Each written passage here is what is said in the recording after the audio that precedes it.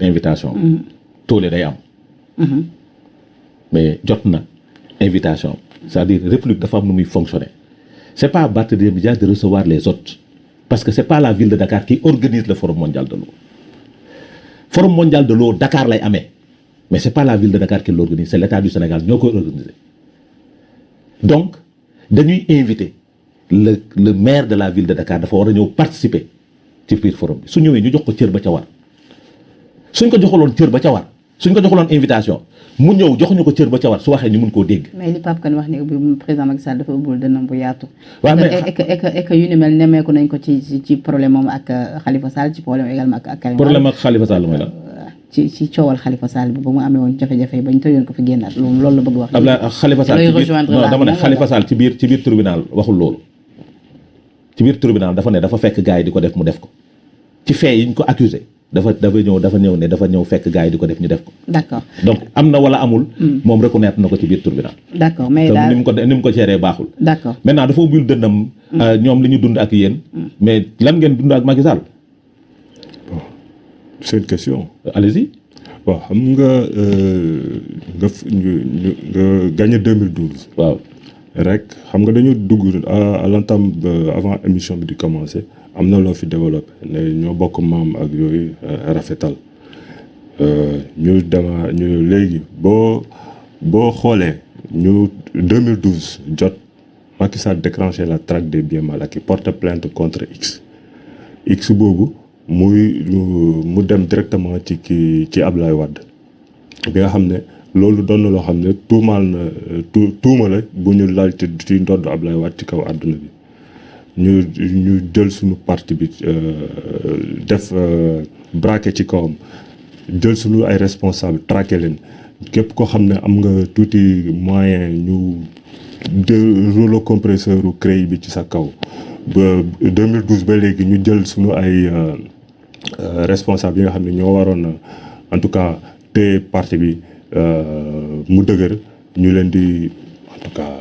entre guillemets corrompre wala boog ñu leen di def naka su dul noonu. def nañ wala defuñu. non man. mun naa la jox ay na Penda. sur cette question là. sa gars yi delloo na ci xaalis bu bari.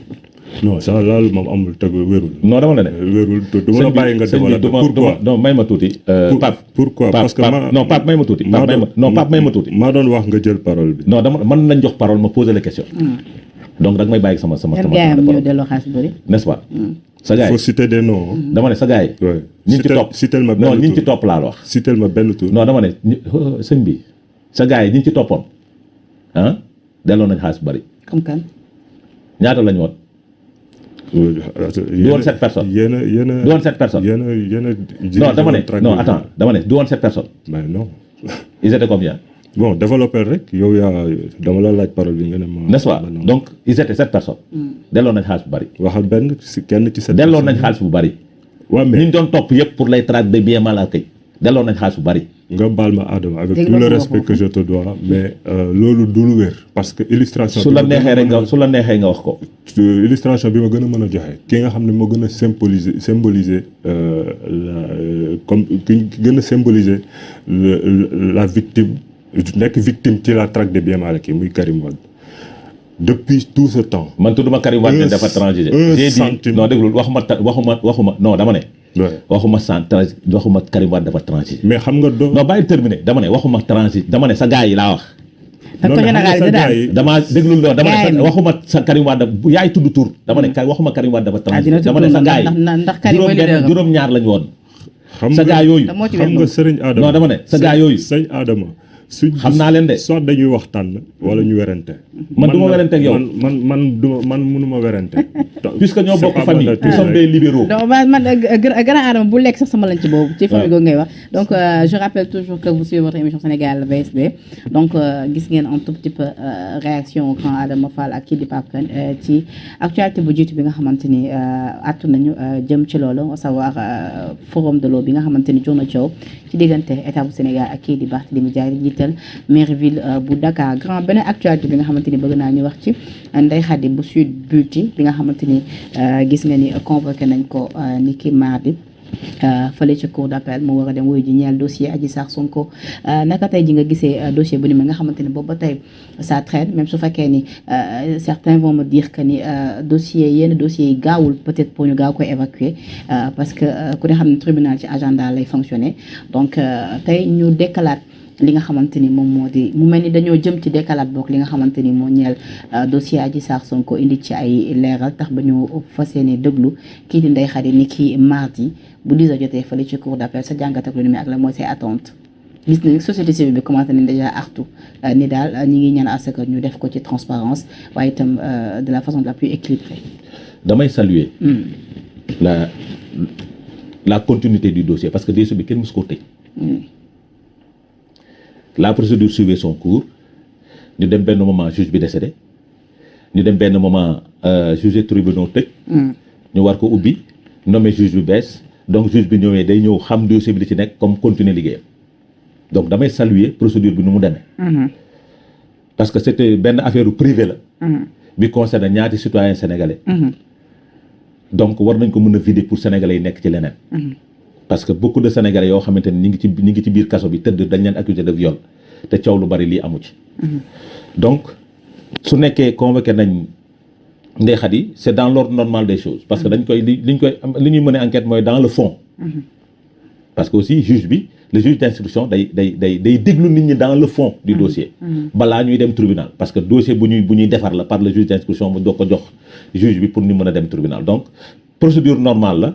Ndeye Khady moom dafa war a dem wuyu ji fàttali ku nekk ni waxoon na ak gendarmerie su demee suñ koy déglu na répéter les mêmes propos balaa muy juum parce que aussi dañuy dugg dans les fonds du dossier donc dossier la boo xamante ni ñu vider ko mooy intérêt Sénégal ñu vider ko mooy ñu xam fu dëkk féete mooy intérêt ki nga xam ni moom lañ ko jiiñ parce que suñ ko vidéowul coow li day bari rek supputation bi doute bi day des dans la tête des Sénégalais. donc je rappelle que Ndeye Khady moom moo nekkoon ex-patron ki nga xam mooy Adji Sarr di ki nga xamante ni moom mooy la plaignante ñeel affaire Ousmane Sonko ni daal daf ko jiiñ li nga xamante ni moom moo di wàllu viol Pape Kane sa gis-gis par rapport ak dossier bi ak tolluwaay bi jamono ji la ak Ndeye Khady bi nga xamoon na wuyu ji.